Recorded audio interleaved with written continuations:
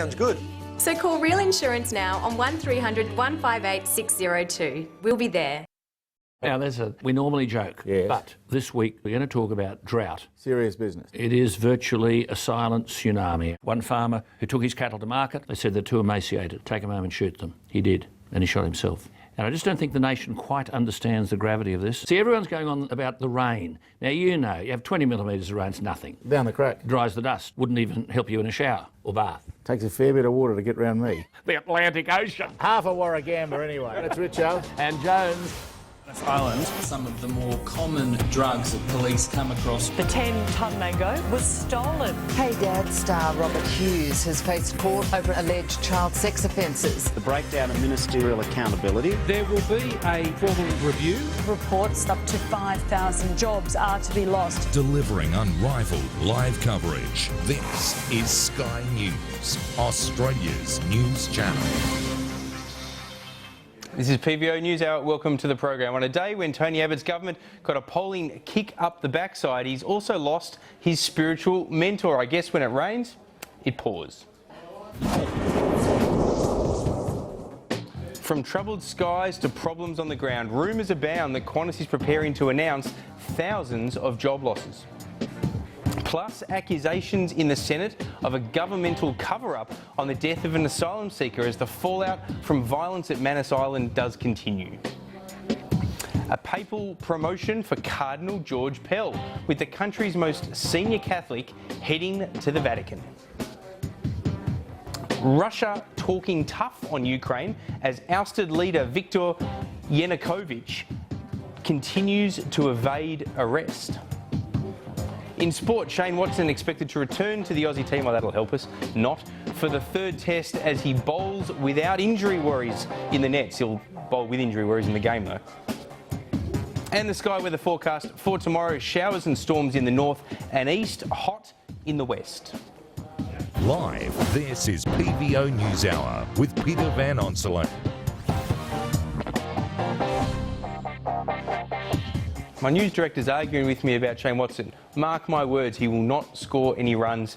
When it counts, he never does. Anyway, the government has confirmed in our top story that it is drafting changes to the Qantas Sale Act, paving the way for the ailing airline to shift its maintenance, training and other operations overseas. Now, it comes as Tony Abbott flagged a reduction in the rate of spending growth in health as well as education, but he insists it will be within his election promises. The Prime Minister has warned his party to expect some voter anxiety and they'll need to sell the government's agenda in the lead up to the May budget. What we are talking about is repairing the budget. Promising structural savings, targeting health, education and welfare. Health expenditure, which is rising 4% per annum above inflation. Spending the government has described as unsustainable. We will repair the budget, but we will do so in ways which are entirely consistent with our election commitments. Yeah. Hinting no cuts until after the 4-year budget cycle, meaning after the next election. The Abbott government is itching to further cut health care and to attack Medicare. Qantas is also facing new obstacles in its appeal for government assistance, with some coalition MPs now warning the Prime Minister against offering the ailing airline a debt guarantee. Absolutely not. What is playing out here is commercial enterprise, and the frustrating part is that government want to involve themselves. Lifting the Qantas Sale Act is another option which the government is actively considering. We accept that Qantas do have to compete with a ball and chain provided by the Qantas Sale Act, but in the end Qantas do have to get their own house in order. But it's unlikely to get the legislative passage through Parliament. How will selling the nation's airlines stop Australian jobs from going overseas? And what is the government's plan for jobs at Qantas? It comes amid reports Qantas is gearing up to cut 5,000 jobs when it releases its half-yearly profit results on Thursday. Laura Jays, Sky News, Canberra. The opposition, as well as a lot of people in the public, I would dare say, have to get over this idea that there's something wrong with our national carrier perhaps being bought and owned by overseas airlines. Who cares? It will still carry the Qantas logo, it'll still have the kangaroo on its tail, and it'll still continue to struggle to make any money. The difference being it'll be getting subsidised by overseas airlines that are government owned. One thing that cannot happen is the Australian government considering buying in or in any way bailing Qantas out. That would be throwing good money against bad. One of the nation's most senior military officers has been accused of being involved in a political cover-up. Labor's Shadow Defence Minister Stephen Conroy was later forced to withdraw the claim during a heated exchange in federal parliament over the government's border protection policy.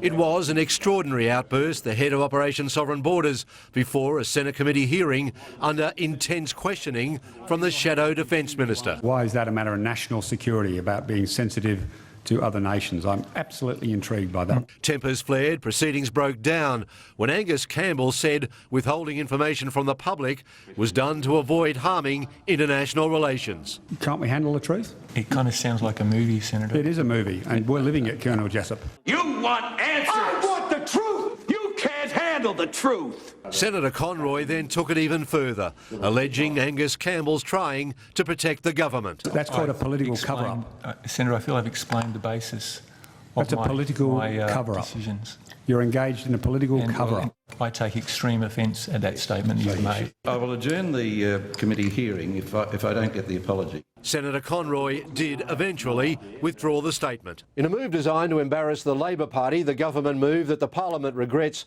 Craig Thomson's statement pleading his innocence, apologises to those he named and to union members whose funds he misused. The Leader of the Opposition. The tactic failed when Labor backed the motion. Craig Thomson's actions are a deep and unforgivable betrayal.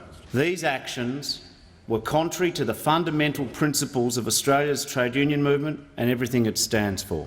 Today, this Parliament... Stephen Conroy strikes again.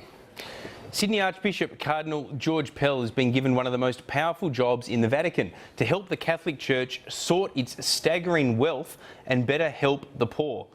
Those two things go slightly uneasily together, but critics say that there will be anger if Cardinal Pell leaves this country too soon.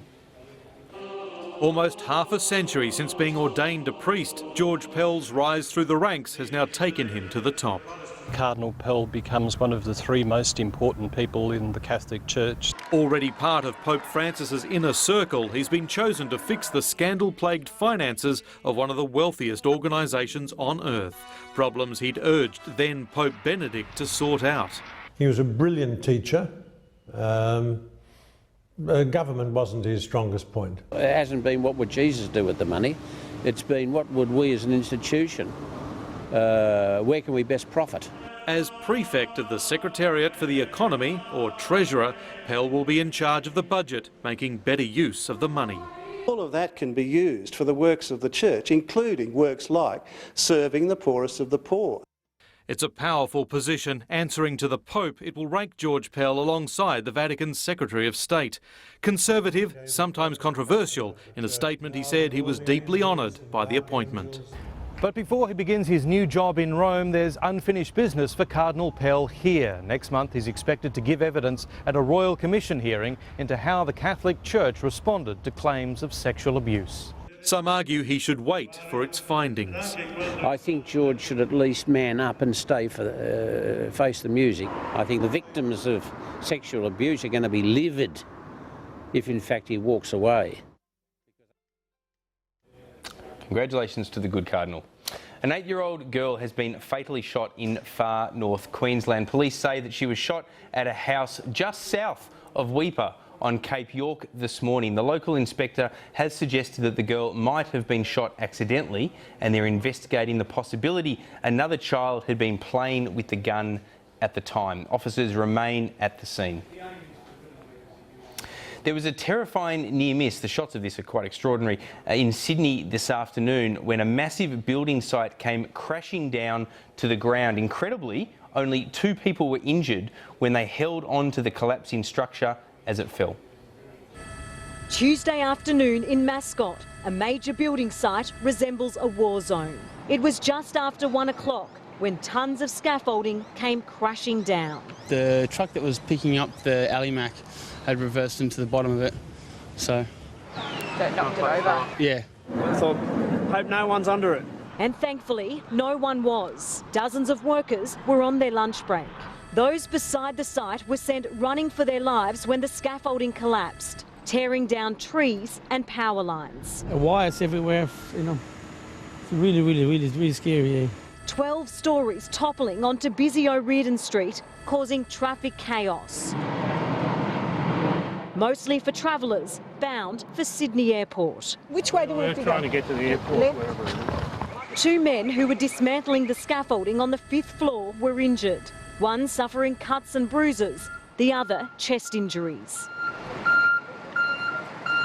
Perhaps even more alarming, claims concerns were raised about the site more than 2 months ago. One of our officials did actually visit this site just prior to Christmas last year in relation to serious concerns in relation to the scaffolding. As the search for Ukraine's ousted President Viktor Yanukovych continues, Russia's leader has come out and slammed the EU and its allies. Prime Minister of Russia, that is, Dmitry Medvedev, has questioned the legitimacy of the new Ukrainian authorities and has also criticised Western countries for recognising new officials. Now, the statements come as Ukraine's parliament issues an arrest warrant for the ousted leader. Strictly speaking, there is no one to talk to there. The government doesn't exist. There are big doubts about the legitimacy of a whole number of organs of power that are now functioning there. Some of our foreign partners, our Western partners, think differently, that they are legitimate bodies. I don't know what constitution and what laws they have been reading. It seems to me it is an aberration to call legitimate what is essentially the result of an armed mutiny. Today, Ukraine's parliament was guarded by masked men armed with clubs and hammers. They're the same group of hardcore protesters who clashed violently with riot police last week before former President Viktor Yanukovych fled Kiev. This security camera footage is thought to show him escaping by helicopter. Do you think things are going to get better now that Yanukovych has left? This is just the beginning. We must die. Yanukovych must die. He killed Ukrainian people. He killed Ukrainian boys. With no police on the streets and these young men ready for revenge, there are fears of a power vacuum in Ukraine. But inside Parliament, opposition leader Arseniy Yatsenyuk insisted they were in control. Are you in charge of the whole country? We need urgently to form the government. This is the revolution. And revolution always has complications and repercussions. Despite the arrest warrant for the former president, Ukrainians know this isn't over yet. The barricades are still standing and are now shrines to those killed in the demonstrations. Many people here told us their country urgently needs reforms to make it more democratic, not just a new leader. They want to stop the kind of corruption that they claim allowed Viktor Yanukovych to build this palatial home. The public's now been allowed in to see the luxury summer house and replica wooden ship. We were given a tour in a golf cart past Yanukovych's personal zoo. He obviously liked ostriches. And through acres of private forest and manicured lawns. Dmitry Selinko brought his 5-year-old son Alexei to see it. What should happen to this place now? I think it should become a museum. This is a good lesson for our children how not to manage a state. Well, where to next for the troubled country? I'll be talking to a leading professor in Ukrainian relations a little later in the program. Ahead on PVO News Hour, thousands flock to the Ukraine's abandoned presidential palace. What they find is astounding. And later, remembering the man who gave us Groundhog Day.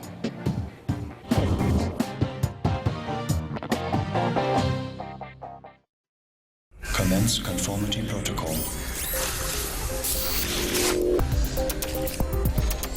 Engage vehicle distribution. It's in your pocket.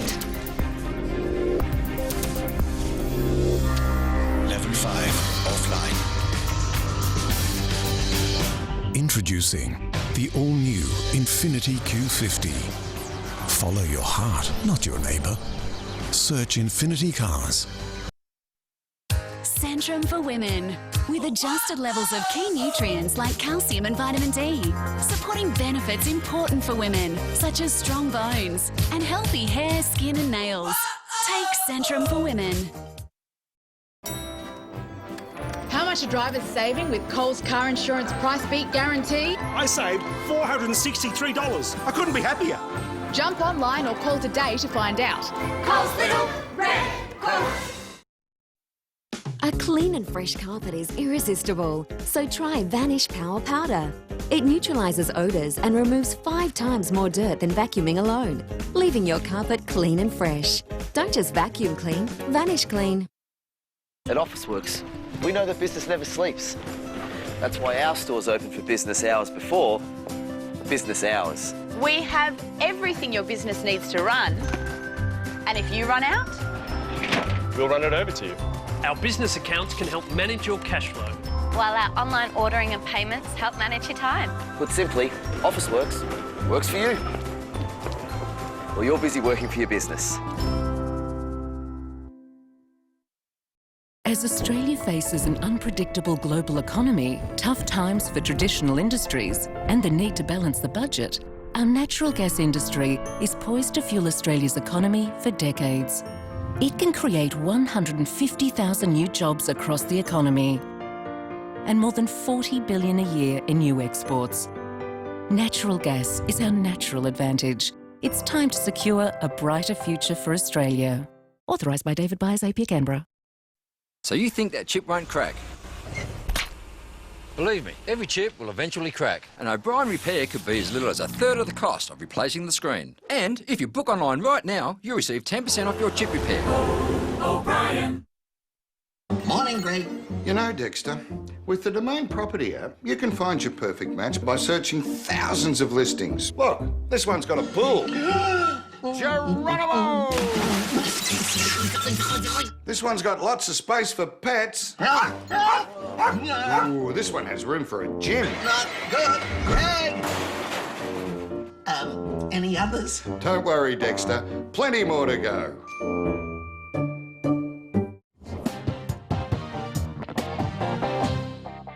Welcome back to the program. As questions loom over the future of the Ukraine, there are differing opinions on who should lead the country. Earlier, I spoke to a leading professor in Ukrainian relations from Monash University. Is the situation in Ukraine, in a sense, hopeless because it's such a divided attitude within the community? One half of the nation that seems to want to go with Europe, the other half that seems to be more aligned to Russia. It's not hopeless. There always are positive scenarios. And it seems to me that the great conflict that we have just witnessed has not been a conflict so much between West and East, although in many ways it has come across as that. It's been a conflict between the people who want to live a normal life in a democratic country with the rule of law against a very small political and economic elite, which has been pursuing its own interests and ambitions at the expense of the people. And it seems to me that the path to unification is finding a joint project, like the rebuilding of a democratic, normally functioning, well-governed society and an economy which provides opportunities for all, ensures work for everyone who wants it. So, Professor, can I just jump in? Because growing prosperity. It sounds from what you're saying like you reject the media narrative that seems to have built up in the last few weeks, that this is very much a clash between the old regime which supports Putin and Russia versus the new regime that wants democratisation and greater integration into Europe. You don't think it's quite as clear-cut as that? It's not as clear-cut as that. To start with, the idea that the East, which definitely is culturally different from the West, is necessarily pro-Russian is a great oversimplification. It is quite true that there are significant voices and significant proportions of the population of certain parts of the East, particularly the Donbass. Of late, Kharkiv, that's the second city of Ukraine, close to the border with Russia, and the Crimea, where there are strong political voices in favor of a specifically Russian orientation. Most of the East and South, which are often described as pro-Russian, actually have a different identity. It's an identity of their own, and it's connected with their use of the Russian language as an everyday language. But that doesn't necessarily indicate a pro-Russian political orientation or a desire to be absorbed into the Russian Federation or some kind of structure dominated by Russia. So can I ask you, firstly, what chance is there that this could lead to a breaking up of the country? And perhaps as a second point to that, in your view, where to from here? How free and fair can looming elections be after what we've witnessed? There is certainly a possibility of a breakup that cannot be discounted. I don't consider this a high likelihood, but it is possible, particularly since we have seen a scenario only a few years ago in Georgia, where identity politics has been played, has been taken advantage of by the Russian Federation, where people have been, for example, issued Russian passports. There's been a proposal to do that in the Crimea just today, creating, as it were, a group in whose interests Russia can claim to be justified to interfere.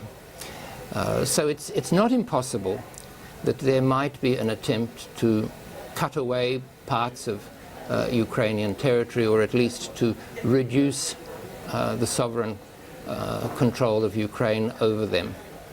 But I do think that this is a remote possibility. I do think that it is much more in the interests of all of the players in the politicum, and in particular the very rich people, the so-called oligarchs, to keep the country together. It is not in their interest to find themselves within a polity that is controlled, very rigidly and aggressively controlled, by the Kremlin. It would simply not suit the freedom to which they have become accustomed as economic agents. So I think that if there is pressure to divide Ukraine from within, there will be equal and opposite pressure, even in those parts of the country that are thought to be pro-Russian, to keep it together. And just as I guess as a final question, the idea of the fresh elections, free and fair elections, are you confident that they'll be conducted in the way that Australians might feel, notwithstanding what happened in WA with the Senate, where the way Australians might expect elections to be done? This is a very difficult question. I mean, Ukraine has, of course, a tradition of free and fair elections. This tradition has been broken on some notorious occasions, just before the Orange Revolution, of course. My intuition is that while there may well be localized attempts to influence the electoral process in nefarious ways, that this set of elections will probably be free and fair.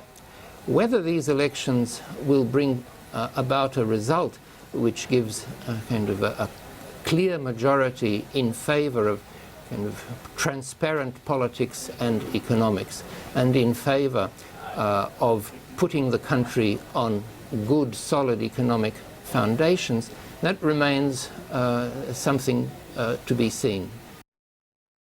Monash is Professor of Ukrainian Studies, joining me there a little earlier today. In other news today, back here in Australia, the first witness in the case against Hey Dad star Robert Hughes has taken the stand. The 44-year-old woman now claims that on several occasions during the 1980s, the actor crept into her bedroom while she slept.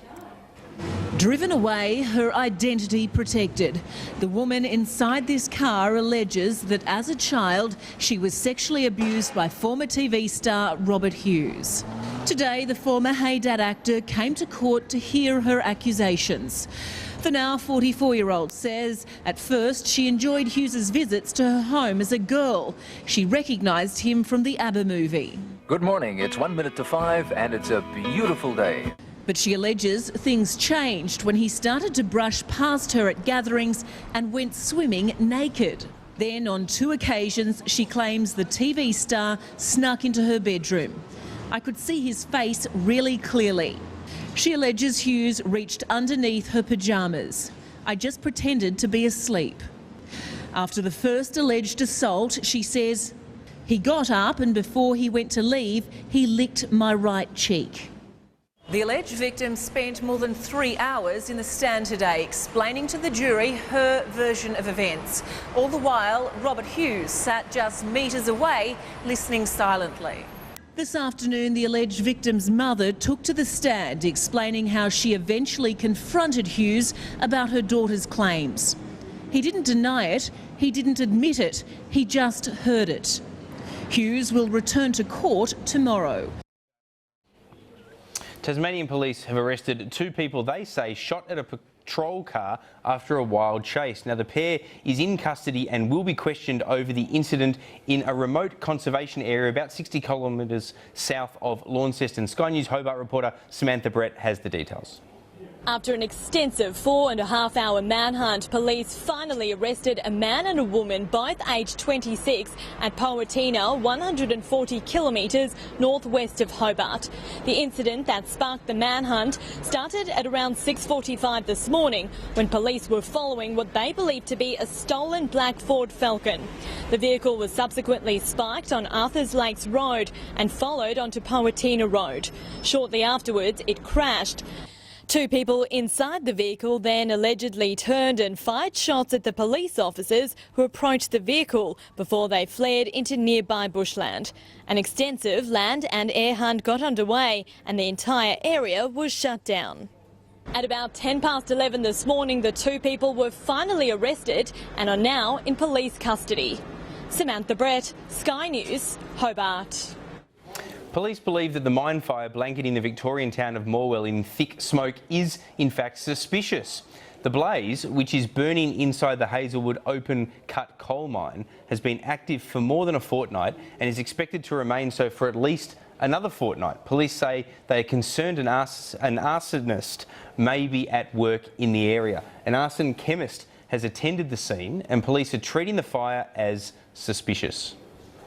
Sydney detectives investigating the execution murder of gangster Mohammed Hamzi, if that's right, in October have released CCTV footage that shows their prime suspects. 4 men can be seen parking their getaway car in Bardo Crescent shortly before Hamzi suffered a number of fatal wounds, apparently fired from 3 separate weapons. The vision shows 3 men running into the victim's home, then running from the murder scene to the car driven by a 4th person. As the vehicle drives by, another shot is fired at the house. Detectives later found the car abandoned and burnt out at Penrith. A short time later, further CCTV footage shows that one of the suspects at Liverpool railway station is in the area, and the victim's brother is the founder of the Brothers for Life criminal gang and is serving time in Goulburn Jail's Super Max prison. Stay with us here on PVO News Hour. Coming up after the break, why is the US government cutting military spending? But next, should we expect budgetary pain? We'll debate the issue with 2 senior MPs, one Liberal, one Labor.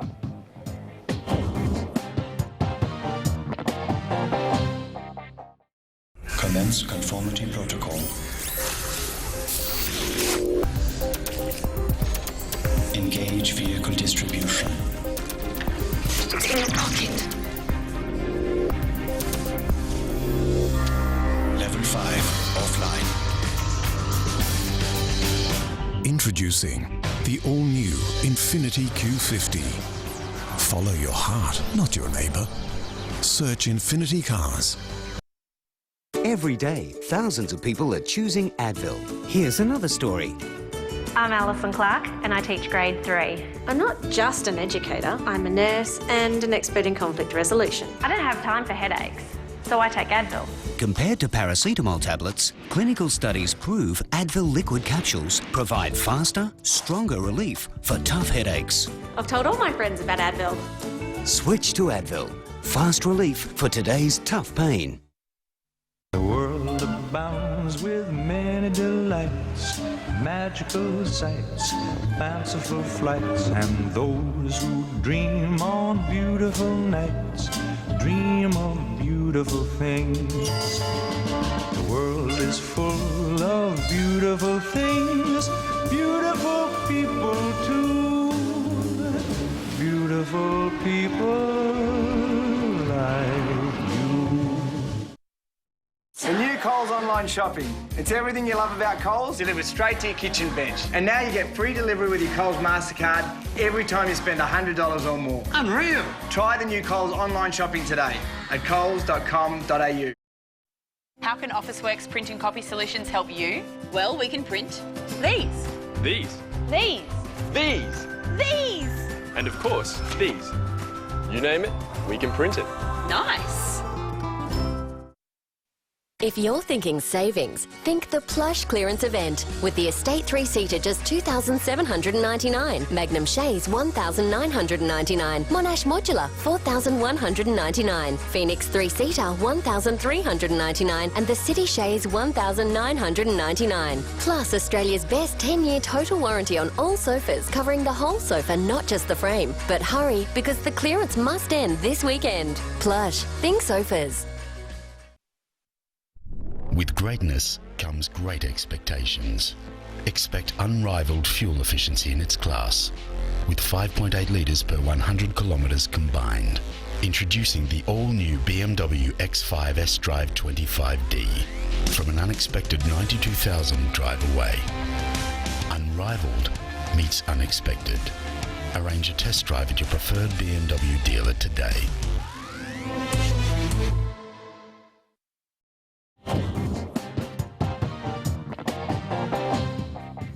Welcome back to the program. In just a moment, we'll talk to Andrew Leigh and Steven Ciobo. But first, here are our top stories this evening. The government has confirmed it is drafting changes to the Qantas Sale Act, paving the way potentially for the ailing airline to shift its maintenance, training and other operations overseas. It comes with rumours that the national carrier is preparing to shed thousands of jobs.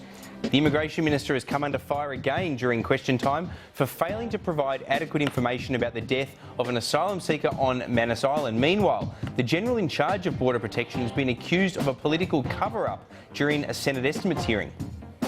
And Cardinal George Pell says he will use his new role as Vatican Treasurer to better help the poor and disadvantaged. Tomorrow's forecast, showers and storms in the north and east, hot in the west. Well, the Prime Minister has issued a warning for people to prepare themselves for pain in the lead up to his first budget in power. Last night, he again promised to keep election commitments, segregating health and education spending from budgetary cuts, but flagged that in the long run, spending across all sectors of government will need to be brought under control. Mr Abbott says that he needs to repair the budget from the broken state in which it was when he inherited. Joining me now to debate the future of the government spending initiatives, as well as some of these key debates, I suppose, around manufacturing. We'll get to Qantas as well. I'm joined now live out of Canberra by Steven Ciobo, representing the government, the Parliamentary Secretary to the Treasury, as well as the Shadow Assistant Treasurer, Dr Andrew Leigh. Gentlemen, thanks very much for being there. Good evening. Pleasure, Peter. Let me just come to you first, Steven Ciobo.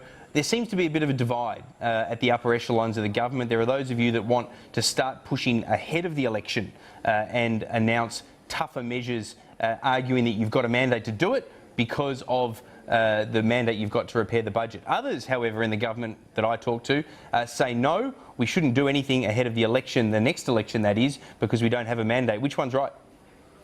Well, I reject entirely, Peter, you won't be surprised to know your assertion that there's a divide. I mean, there is a unity of purpose in the government. What we're focused on doing is making sure that Australians understand that as a government we've got to address the serious repair job that Labor's left behind. OK, so you fall into the first camp then. You want to get it done now and argue that you've got a mandate to do it. Good to know. Peter, you can verbal me as much as you want, but my point is straightforward. And what we've said, and what the Prime Minister himself has said, is that clearly when it comes to expenditure increases, the spending of the previous Labor government was unsustainable, and therefore we need to make some adjustments to make sure that it remains sustainable if this country's ever going to do anything about paying down the $667 billion of debt that Labor left behind. Andrew Leigh, it's not an unfair comment to say that I remember talking to you year on, year out, and it was all fine, the budget's not a problem, we're trajectorying towards a surplus, yet now everyone seems to realise that it's panic stations all round, debt is ballooning. You were wrong in government.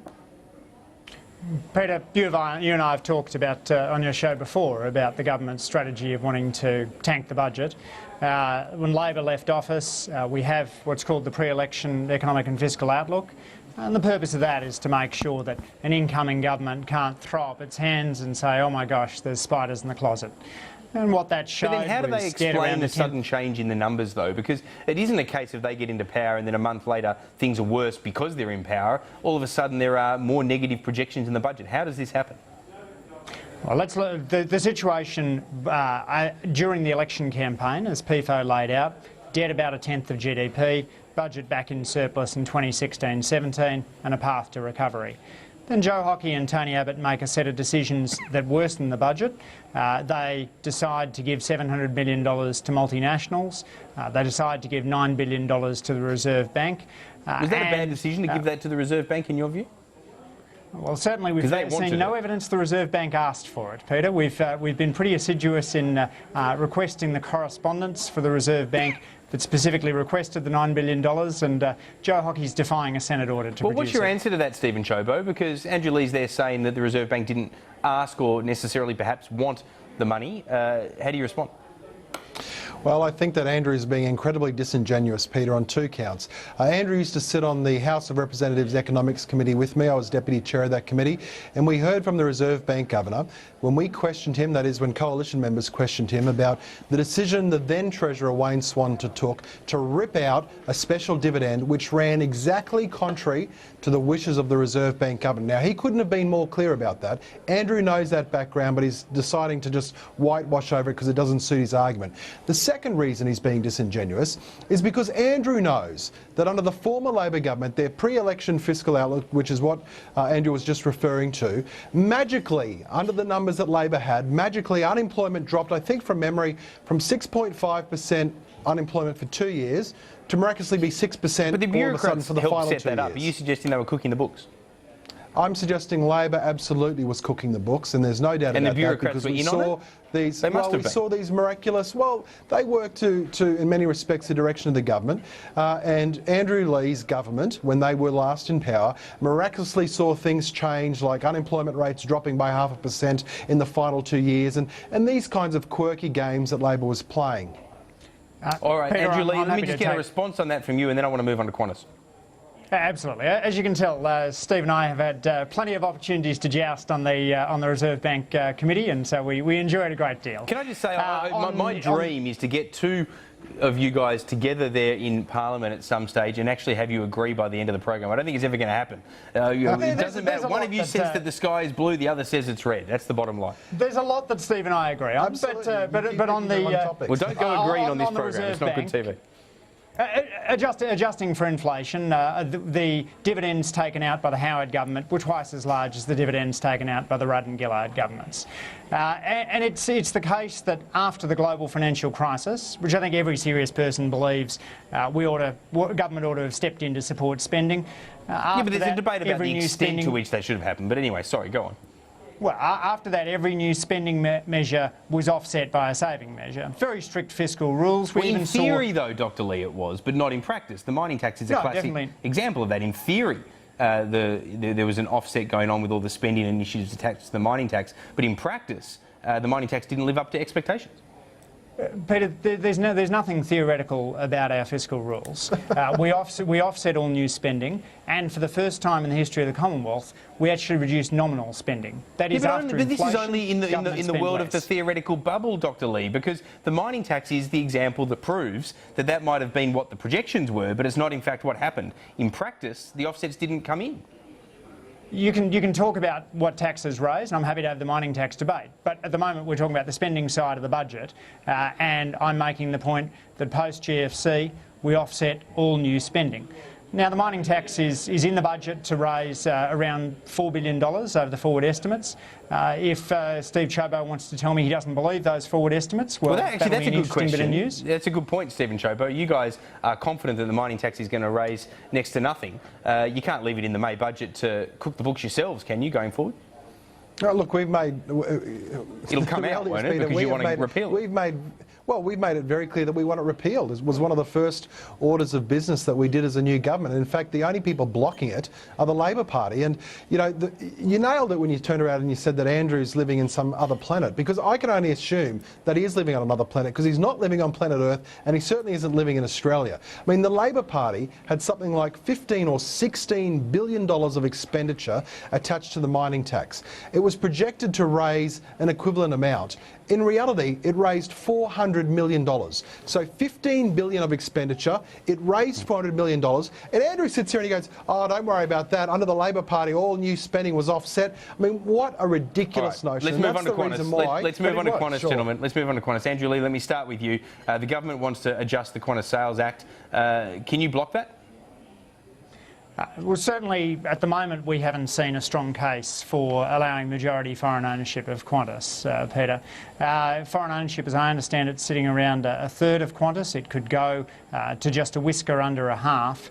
The big change would be were a foreign airline to purchase Qantas. And you're opposed to that? Well, it means huge job shedding, and it means a loss of But those jobs are going anyway, aren't they? We're going to see that on Thursday. Well, I think it would mean a whole lot more jobs going, it would mean regional services going, and it would mean a loss of strategic control of a national carrier, Peter. You can think of a large foreign airline that might take over Qantas, but it would then effectively be another nation's airline. And I'm not sure many Australians want that future for Qantas. Emotionally, I suspect you're probably right. We're almost out of time, though, Steven Ciobo. What will the government do if it gets blocked on its plans for Qantas? Well, look, we almost assume that Labor's going to block changes to the Sale Act. They've already said they're going to do that. I mean, the jobs that are being lost at Qantas, if they're to be hung around anyone's neck, they should be around Bill Shorten's neck. The reality is that the Labor Party is denying Qantas the opportunity to compete on a level playing field. It's the Labor Party that's doing it. The Qantas CEO has said he wants a level playing field. He says that there are constraints in the Qantas Sale Act, and Labor's saying, no, what would you know, Alan Joyce? What would you know, shareholders? We know better. We don't want that to happen. So job losses, Peter, job losses in Qantas are a consequence of the Labor Party's refusal to help the airline at a time of crisis. I'm sure Andrew Leigh doesn't agree with that, but we are out of time, so he doesn't get a right of reply. Thanks, gentlemen, both of you, for being there. Andrew Leigh, just very quickly, let's get your noggin on screen. Try not to look like the cat that got the cream. If we can go to you, Andrew Leigh. The polls, you must be happy. You must be happy. Come on. Give me a smirk. Oh, come on, Peter. You'd throw me off the show. You're looking very serious, Steven Ciobo, by the way. Good for my side. The only poll, let me guess, the only poll that counts is on election day. All right, thanks, gentlemen. Appreciate both your company. Thank you. The United States has long been the military superpower, flexing its might all over the world. But today, it was announced that there were dramatic cuts in a bid to slash its huge defence budget. For years, America has played the role of the world's police officer, but no longer. Burnt by long and expensive wars in Afghanistan and Iraq, the US is cutting back the army to the size it was before that tremendous build-up before World War II. Presently, the US Army has 522,000 soldiers. The plan will mean getting rid of at least 80,000 troops, bringing soldier numbers down to 440,000. The defence budget is $600 billion. Compare that to Australia's annual military bill of $26 billion. The US government needs to save money and admits the cutbacks come with obvious risks. You have fewer troops, fewer ships, fewer planes. Readiness is not the same standard. Of course there's going to be risk. That means there's risk across the whole horizon. The Air Force has an escape diver. The plane they call the Tank Buster, those A-10 Thunderbolt squadrons, will be scrapped. Also out the door, the once top-secret U-2 spy planes, now replaced by planes that don't even need pilots. Those pilotless drones, which proved to be a huge success at hunting down and killing terrorists. And not surprisingly here in the United States, there are plenty of critics who say this is a really bad idea and will show a weakness to America's enemies who are always out there ready to strike. They should be assured that we will retain the capability to defend our country and our interests around the world. This plan falls in line with the belief that the day of large-scale ground wars is over. Instead, they predict Special Operations Forces will be involved in smaller, tightly targeted missions. Comedy actor, director and writer Harold Ramis has died aged 69. He was best known for his roles in movies such as Ghostbusters and Stripes, and he will go down as one of Hollywood's biggest stars of the 80s and 90s. Kind of a nerd, but kind of subversive at the same time. This is big, Peter. This is very big. That was Harold Ramis in Ghostbusters, and it was kind of his trademark. Get her! And why so many of the films he worked on have really stuck in the culture. Caddyshack, which he directed, about a nerdy subversive. Animal House, which he co-wrote, about subversive nerds. Comedies that were smarter than Goofball. Dark at times, but always with a light left on. His Groundhog Day, for example, sort of a nightmare, but wrapped inside a snowball of sweetness. Hey! Ow, ow! Are any of you up for adoption? Ramis came up through Chicago's legendary Second City comedy troupe, serving for a time as head writer, part of the same generation as the original Saturday Night Live cast, with whom he worked in several movies. Murray in Stripes, Chevy Chase in National Lampoon's Vacation, with that scene on the highway. Work that inspired a younger generation like writer and director Judd Apatow, who actually interviewed Ramis for his high school radio station, and then years later cast him in his own huge hit, Knocked Up. 5 years ago, he produced Year One, the last movie that Ramis would direct, because 4 years ago, he got sick, a rare autoimmune disease. He died early this morning in Chicago, just short of 70. Comedy is radical in spirit. It challenges people's assumptions and expectations, and we always felt we were part of that great tradition. Oh! A guy who battled ghosts. Ramis leaves behind the spirit of what he was, a nerd, a subversive, a funny man. Earlier in PVO NewsHour, we saw a little of the opulence left behind when the Ukrainian president fled his palatial presidential residence. Locals are flocking to the site, some hoping it will become a permanent reminder of their former leader's corruption. As you'll hear from some of the people making the trek, the pilgrimage means more than just curiosity. They walked in their thousands because the roads were jammed to the most fantastical show a fled ruler could put on. They knew they were poor and he was rich, but not like this. Not quite so insultingly extravagant. I'm the Ukrainian. We meet Yulia, whose anonymous plea to the world went viral on the internet. Only now she feels safe to say her name. I'm a Ukrainian. I'm 24 years old. My name is Yulia Marushevska. For me, it's a madness. And for all people, the only question I am hearing all over here is what for? These crowds can roam these vast grounds for hours and still not find the answer. Remarkably, no looting, nothing stolen, because that's what they say he did.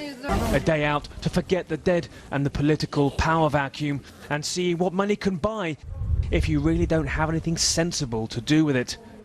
He didn't even drive these. A 50s Bentley, a Soviet armoured limo, whatever this is, and an American army jeep. In the end, he fled, of course, in the presidential helicopter. And not in this, a massive riverboat for partying. Outside, fascination at the life he led, and they could only look in on while their country stagnated. Inside, gifts from guests. Well, in the months ahead, when Ukraine comes to terms with a troubled economy and asks, where did all the money go? Here is part of the answer. The president's own vodka. Did you even know Versace made plates? Even the presidential waste gets guilt. We later got inside his house.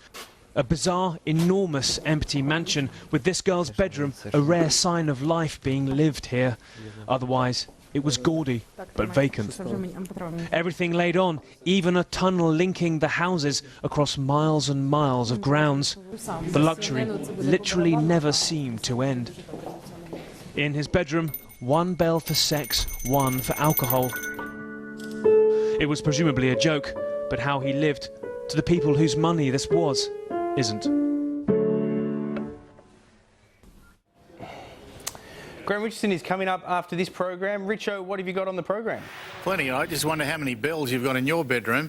As a matter of fact, Peter, we've got Alan Jones on tonight, and of course we were going to have Barnaby Joyce, but Tony Abbott has indeed called a cabinet meeting for tonight, so there's no Barnaby Joyce, but he does agree with on the topic of Maybe drought. That's why Tony Abbott called the cabinet meeting. He was hoping he'd just toddle off to your show.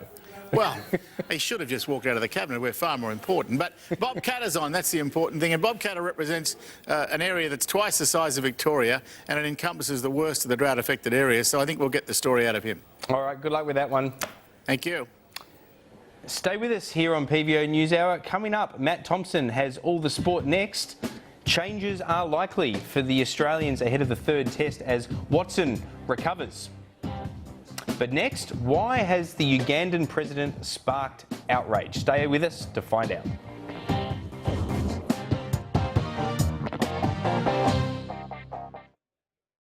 At officeworks.com.au you can get all of this, any of this, all of this, and any of this from one of those. Or one of these. Or one of these. Choose from over 20,000 items online anytime. Commence conformity protocol. Engage vehicle distribution. It's in your pocket. Level 5 offline. Introducing the all-new Infiniti Q50. Follow your heart, not your neighbour.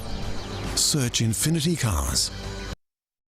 I was born a free man, lived with my family in New York until the day I was sold into slavery. I think I'm here!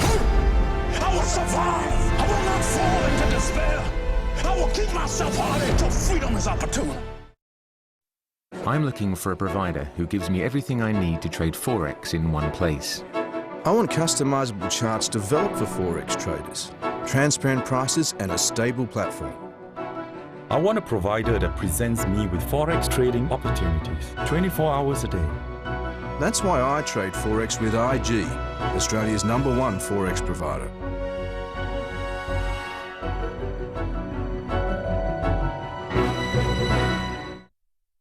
Take a holiday from high interest rates. Transfer your existing credit card balance to a new Jetstar Platinum MasterCard and pay only 2.99% interest on that amount for 9 months. And if you apply by March 31, you'll save $80 on the first year annual fee and pay only $69. And you'll receive a $100 Jetstar flight voucher if you make a purchase on the card by May 31, 2014. Conditions, fees and charges apply. For more details and to apply, visit jetstar.com.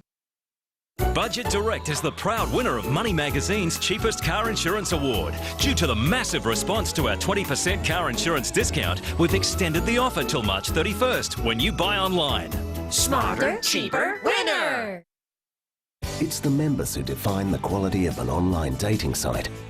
Join elitesingles.com.au today to meet sophisticated singles. G'day, mate. You just bought me. Great. See you next week. Gracias, Signor Cardi. I am all yours. Cheerio. See you in Australia. Merci, Monsieur Cardi. I am on my way. Au revoir. Enjoy the flight. Stop putting yourself at risk over and over again. What? Get up to $20,000 worth of buyer protection when you check out with PayPal.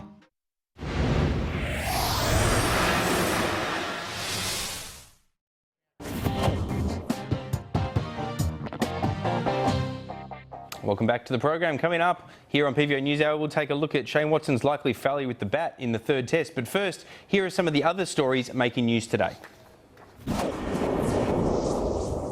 After a series of political appointments to overseas posts by the new government, including Nick Minchin and Alexander Downer, speculation is building as to who might take over as our ambassador to Washington when Kim Beazley's term expires. The word is that some within the PMO would like to see Malcolm Turnbull give up his seat in Parliament and move 10,000 kilometres away. I wonder why that might be. On that note, creative tensions within the Cabinet are heating up as the Abbott government considers whether or not to wait until after the election to implement tough budget cuts, the next election that is. Joe Hockey and Peter Dutton are leading the charge for cuts sooner rather than later, claiming that the coalition already has a mandate to fix the budget. I was talking to Steve Ciobo about this earlier. Others, including Christopher Pyne and Scott Morrison, want to wait until a fresh mandate for tough decisions is achieved at the next election. Watch this space. The Ugandan Parliament has signed a bill banning homosexuality. That could see offenders jailed for life, believe it or not. Despite thousands flocking to the country's streets in protest and stiff opposition from the international community, the Ugandan president seems unrepentant, referring to homosexuals as prostitutes. Here's some of what he had to say on the matter. Does this really sound like the leader of a sovereign country to you? Of course, they are disgusting. What sort of people are they? How can you go? I never knew what they were doing. That's how I've been told recently that what they do is terrible, disgusting. But I was ready to ignore that if there was proof that that's how he's born, abnormal. But now the proof is not there. Sounds like the leader of a tin pot country to me if they're going to act like that. Disgraceful. Now let's check in for all the day's sport. We're talking cricket mostly with Matt Thompson. Welcome to the program. Good to Talk be me here, through it. What's the deal? Shane Watson, you don't think he's going to score any runs, do you? Well, I hope he does, because we need someone to after we got capitulated in the second test, of course. But Watson's likely to play. He's overcome his calf injury seemingly. Darren Lehmann has made no secret of the fact that unless he's able to bowl, they won't select him in the team. So he looks like he's bowled with reasonable freedom at training, and we think the Australians will make a change to that team with one of the either Alex Doolan or Sean Marsh, the batsman, to make way. And that'd be rough justice for both of them, because they've done a reasonably good job. Marsh, of course, with a century in the first test, but a pair in the second test, and Alex Doolan did a really good job when he made his debut and subsequently has made 80 odd. So one of those players will make way, but Watson has to come back, Peter, simply because they just need some extra starch in their bowling lineup. Australia has to win the test, of course, now if they're to take out the series. South Africa are the reigning champions in this particular series, so we need to win it if we're to hang on to the trophy. And in soccer, there's news there too? Yeah, we've got the Central Coast Mariners playing an Asian Champions League game tonight.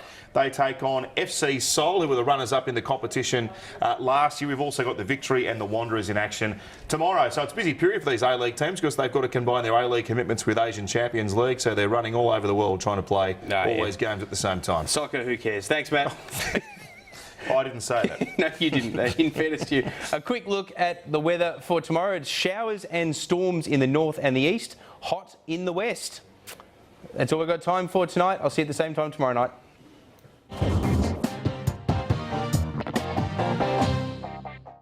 How can Officeworks print and copy service help your business?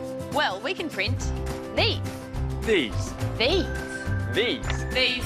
All these. And of course, these. You name it, we can print it. Copy that.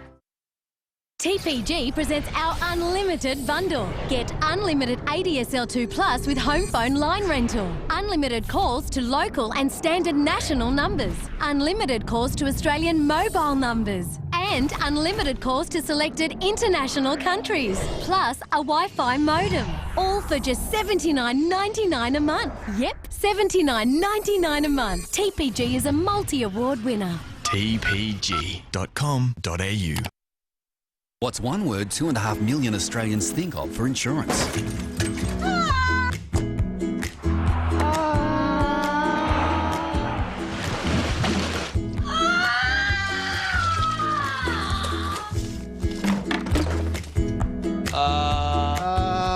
Allianz Insurance, that's right. How can I help? Allianz, because life's full of moments. I just wanna be okay today. You'll be okay with Allianz.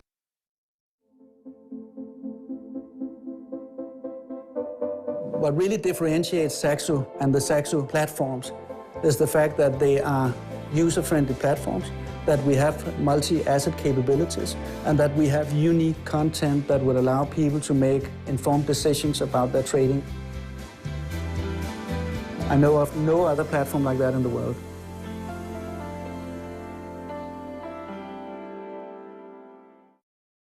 You need a website. Why not do it yourself? Easily edit your website from mobile.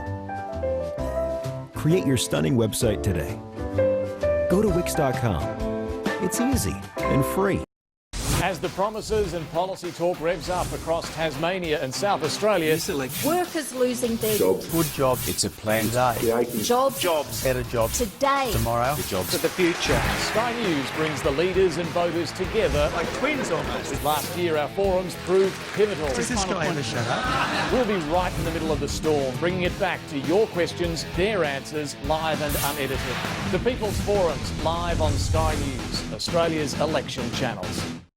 Intervention in Ukraine. A young man has been murdered. Let's lift the veil of secrecy over Manus Island. Some of the more common drugs that police come across. The 10-ton mango was stolen. Hey Dad star Robert Hughes has faced court over alleged child sex offences. The breakdown of ministerial accountability. There will be a formal review. Reports up to 5,000 jobs are to be lost. Delivering unrivaled live coverage. This is Sky News, Australia's news channel.